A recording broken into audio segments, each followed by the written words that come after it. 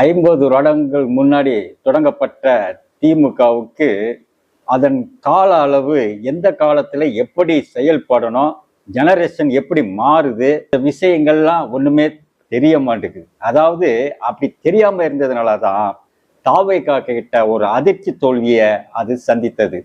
ஆம், இந்த தேர்தல 2026ல திமுக தாவேகாவை ஒரு பொருட்டாவே எடுக்கல. ஏதோ ஓட்டை பிரிப்பாங்க அப்படிதான் நினைச்சு அது எலெக்ஷன்ல வேலை செஞ்சது.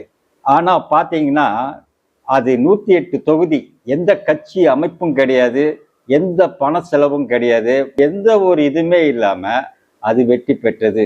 அதுவே திமுகவுக்கு கண்டுபிடிக்க முடியல, எப்படிடா வெற்றி பெற்றாங்க அப்படின்னு அது இன்னும் யோசனை பண்ணுது கண்டுபிடிக்க முடியல. அதனால அவங்க திடீர்னு வெற்றி பெற்றதை அவங்களால ஜீரணிக்க முடியல. எதிர்கட்சியா அவங்களுக்கு நம்ம உட்கார்ந்து இருக்கோமே, நமக்கு அவங்களும் சரியா, நம்ம 50 வருட அனுபவம் உள்ள கட்சியாச்ச, எப்படி இவங்ககிட்ட மூவ் பண்றது ஒன்றும் தெரியல, அப்படி இப்படின்னு சொல்லி அவங்களே புலாங்கீதம் பண்ணி கட்சியில ஏன் தோல்வி குறித்து ஒரு ஆய்வு பண்ணாங்க. அது மேல இன்னும் நடவடிக்கை கூட எடுக்கல.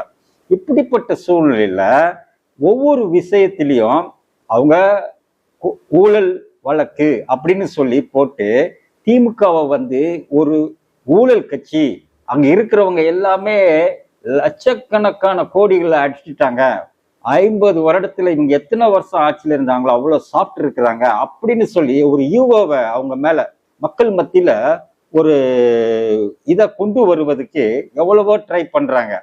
அதுல இவங்க கோர்ட்டு கேஸுன்னு போய் ஏதோ அதுல சமாளிச்சுட்டு இருக்க வேண்டிய நேரத்துல இப்ப லட்டு மாதிரி ஒரு விஷயத்த எதிர்கட்சி தலைவர் அவங்களுக்கு கொடுத்துட்டாரு. எப்படி பெண்களை இழிவா பேசுறாரு அப்படின்னு சொல்லி தாவேகா அவங்க மேல ஒரு குற்றச்சாட்டை கொண்டு அது தமிழ்நாடு முழுக்க அவங்க ஐடி விங்லையும் சரி, இந்த பசங்களும் சரி போட்டு தாக்குன்னு தாக்கிட்டாங்க. இங்க மட்டும் இல்ல, அதர் ஸ்டேட்ஸ் டெல்லி வரைக்கும் போயிடுச்சு. அங்க உள்ள மீடியா எல்லாம் இதுதான் போட்டு பண்ணி, அதாவது ஒரு விஷயம் தெரிஞ்சுக்கிங்க, எப்படா காத்துட்டு இருக்கிறாங்க தாவேகா திமுகவை ஒரு பேட் இமேஜ் கொடுக்கணும் ஜனங்க மத்தியில, அப்படியே காத்துட்டு இருக்க நேரத்துல இவங்களே பால் எடுத்து இருந்தா கோல் போட்டுக்கோன்னு கொடுத்த மாதிரி கொடுத்துட்டாங்க. இப்ப என்னாச்சு, மக்கள் மத்தியில ஒரு இறுக்கமான ஒரு சூழ்நிலை வந்துருச்சு. என்னடா இவ்வளவு பெரிய கட்சி, ஒரு எதிர்கட்சி தலைவர் அது பெண் குறித்து இப்படி பேசுறாரு, அப்ப இவங்க பெண்மைய இவங்க போட்டுறோம் அப்படின்னு சொல்லி எப்படி இப்படின்னு ஸ்டேஜ்ல பேசுறாங்க, எல்லாம் பொய்யா, இவ்வளவு கீழ்த்தரமா சொல்றாங்கல்ல, அப்போ இவங்க எல்லாமே பொய் அப்படிங்கிறத தாவேகா அருமைய இந்த தடவை அதை பேஸ்ட் பண்ணி தமிழ்நாடு முழுக்க எல்லார் மத்தியிலையும் அதை மக்கள் மத்தியில பதிய வச்சிருச்சு. என்ன காரணம்னா அவங்க கரண்ட்ல இருக்கிறாங்க, தாவேகா கரண்ட்ல இருக்குது, இப்போ உள்ள ஜெனரேஷன் எப்படிங்கிறத புரிஞ்சுக்கிட்டு இருக்குது. ஆனா திமுக இன்னும் இந்த ஜெனரேஷனுக்கு எப்படி நம்ம அரசியல் நிகழ்வுகளை கொண்டு போகணும்னு தெரியல. ஆமா, உதயநிதியை கைது பண்ணாங்கல்ல, எதுக்கு பண்ணாங்க, இந்த விஷயம் ஏன் கைது பண்ணாங்க, இப்படி பேசிட்டாங்கிறது இன்னும் ரிஜிஸ்டர் ஆகும், அதனால தான் உதயநிதியை கைது பண்ணாங்க. அப்படி பண்ணதுனால இன்னும் ஸ்ட்ராங்கா அது ரிஜிஸ்டர் ஆயிடுச்சு.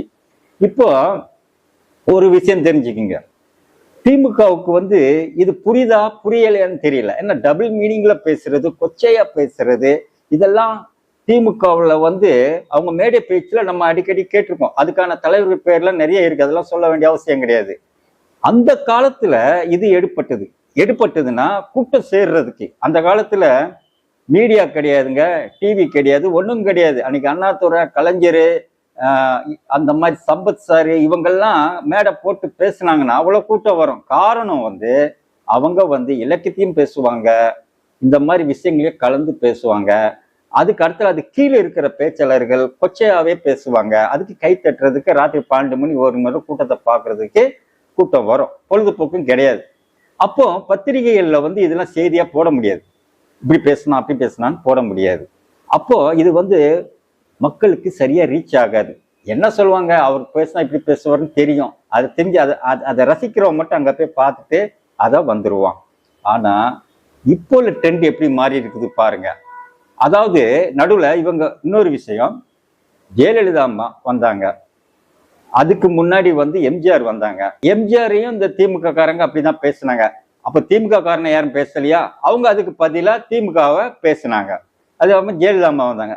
ஜெயலலிதா அம்மாவை சோபன் பாபா கூட இணைச்சி எவ்வளவோ பேசினாங்க. அதே தான் பேசினாங்க. அதே மாதிரி ஜெயலலிதா அம்மா சைடு கருணாநிதியும் பேசினாங்க, ஸ்டாலினையும் பேசினாங்க. அவங்க வீக்னஸை வச்சு அவங்களையும் பேசினாங்க. இருந்தாலும் ஜெயலலிதா அவங்க வந்து ஒரு பெண். அப்போ அது வந்து மக்கள் மத்தியில எடுப்படும். இவங்க ஆண் மேல எவ்வளவு சொல்லிட்டு போயிடலாம். அப்படி ஜெயலலிதா மேல இவங்க வைராக்கியமா திரும்ப திரும்ப பேசினதுனால என்ன ஆச்சு? பெண்கள் வந்து ஃபுல்லா ஜெயலலிதாவுக்கு நல்லா சப்போர்ட் ஆயிட்டாங்க. இவங்க பேசினதுனால தான் ஜெயலலிதாவுக்கு பெண்களை வந்து ரொம்ப பிடிச்சது. சரி, அவ்வளோ நடிகையே வந்துட்டாயா, ஆட்சி செஞ்சுட்டு போட்டையா, ஆட்சியில் உள்ள குறைகளை சொல்லுங்க. பர்சனல் லைஃப்பை போட்டு அரைக்கிறீங்களே. சரி, நான் தான் கேட்குறேன், டீம் காட்டி பர்சனல் லைஃப்பை நீங்க போட்டு அரைச்சிங்கன்னா அதனால அவங்க மக்களுக்கு வந்து இவ்வளோ மோசமானவங்க அப்படின்னு சொல்லி ஓட்டு போடாம போயிடுவாங்களா? அதுதான் அவங்களுக்கு வந்து அனுதாபத்தை கொடுத்து ஓட்டை கொண்டு போட வைக்குங்க. அவங்க இருக்கிற வரைக்கும் பெண்கள் அவங்களுக்கு சப்போர்ட்டா இருந்தாங்க. அதனால அவங்கள அழிக்கவே முடியல.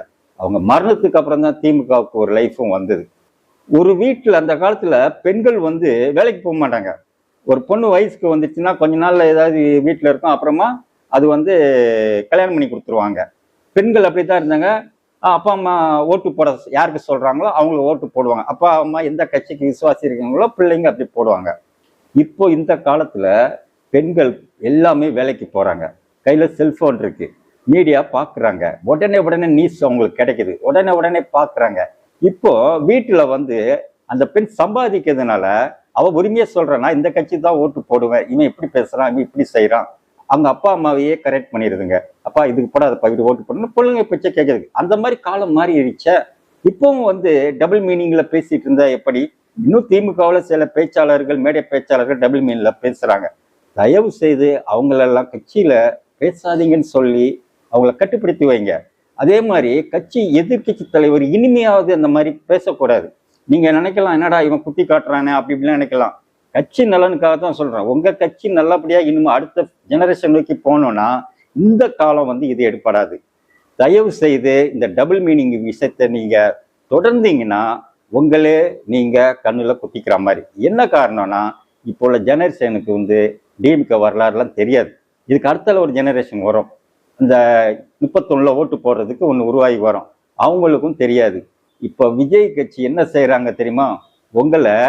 உங்க குடும்பமே டபுள் மீனிங்ல பேசுற குடும்பம், அருவருப்பான குடும்பம் அப்படின்னு சொல்லி ஒரு இமேஜை இப்ப கிரியேட் பண்றாங்க. இப்ப பாத்தீங்கன்னா மீடியா ஃபுல்லா அந்த போஸ்ட் தான் ஓடுது. கையில இருக்கிற 10 வயசு 15 பிள்ளைங்க அதை பார்க்கும்போது கலைஞர் மேல இருக்கிற இமேஜும் போயிடும், ஸ்டாலின் அவர்கள் மேல இமேஜும் போயிடும். ஓ, இது ஒரு குடும்பமே இப்படிதான் அப்படின்னு சொல்லி ஒதுக்கிடுவாங்க. ஏன்னா இப்ப தாவேக்காவுக்கு எதிராக ஒரு அரசியல் கட்சி புதுசா ஒண்ணு உதயமாதுன்னு வச்சுங்க, அடுத்த நியூ கமர்ஸ் அப்படியே டைன் ஆயிடுவான். இந்த பக்கம் டிஎம்கே சைடு வர மாட்டான். ஏன்னா இது அருவருப்பான கட்சி, இது வந்து டபுள் மீனிங்ல பேசுற கட்சி, பெண்களுக்கு பாதுகாப்பு கொடுக்காது, பெண்கள் அருவருப்பா பேசுறாங்க, ஓமைக்கு பெண்களை அருவருப்பா பேசிதான் இவங்க சொல்றாங்க அப்படிங்கிற இமேஜ தாவேக்கா அருமையா இத மக்கள் மத்தியில கொண்டு சேர்த்துருச்சு இப்போ. ஆனா இப்ப கூட தாவேக்காவை நீங்க வீழ்த்தணும்னா ஒரே வழிதான். என்ன வழினா, இந்த மகளிர் தமிழ்நாட்டு பெண்கள் 45% பேர் இன்னைக்கு வேலைக்கு போறாங்கன்னா அதுக்கு ஒரே காரணம் திமுக தான். கலைஞர் போட்ட திட்டங்களும் ஸ்டாலின் வகுத்த திட்டங்களும் தான் சொல்லி அதை நீங்க ரீல்ஸா போடுங்க, அருமையா இருக்கும். இன்னைக்கு வந்து கலைஞர் அவர்கள் மகளிருக்கு அரசு வேலையில 30% வேலை வாய்ப்பை இந்தியாவில் முத உருவாக்கி கொடுத்தாரு. அதே மாதிரி மகளிர் சுய உதவி குழு அவர் தான் உருவாக்கி கொடுத்தாரு. கல்வியில முக்கியத்துவம் தர்றதுக்கு நிறைய விஷயங்களை அதை பண்ணியிருக்காரு. அதெல்லாம் நீங்க எடுத்து போடுங்க. எந்தெந்த வருஷத்துல என்ன சட்டம் நிறைவேற்றப்பட்டது, அது எப்படி வந்ததுன்னு சொல்லி போடுங்க.